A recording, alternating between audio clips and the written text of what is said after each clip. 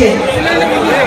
আগামী 26শে এপ্রিল যে লোকসভা নির্বাচন হতে চলেছে, সেই নির্বাচনে প্রতিদ্বন্দ্বিতা করছে সর্বভারতীয় তৃণমূল কংগ্রেস শিলচর, কোকরাঝাড়, বরপেটা এবং লখিমপুর থেকে।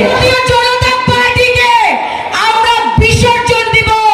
বরাকের মানুষ সেটার জন্য প্রস্তুতি নিন। বরাকের বঞ্চনা মানছি না, মানব না। ডিলিমিটেশনে আমাদের দুটো সিট কে কমিয়েছে? বিজেপি কমিয়েছে।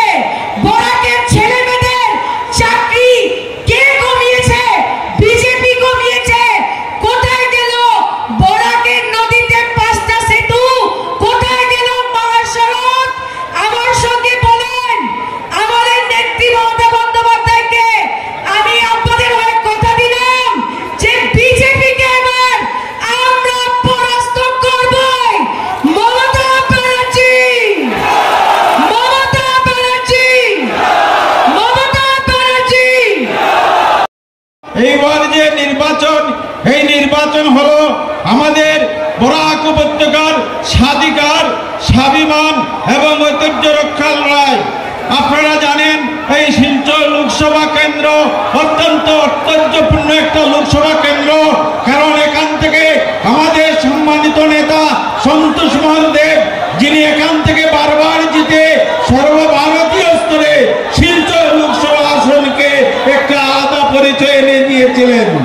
এখানে আমাদের শিল্প নেই, আমাদের একমাত্র শিল্প যেটা ছিল বিজেপি দলের যেটি প্রধানমন্ত্রী অমিত শাহজি, সর্বানন্দ সোনোয়ালজি সবাই এখানে এসে বলেছিলেন যে আমাদের একমাত্র শিল্প যেটা কাঁচার পেপার মিল ছিল সেটাকে ওনারা পুনরুজ্জীবিত করবেন।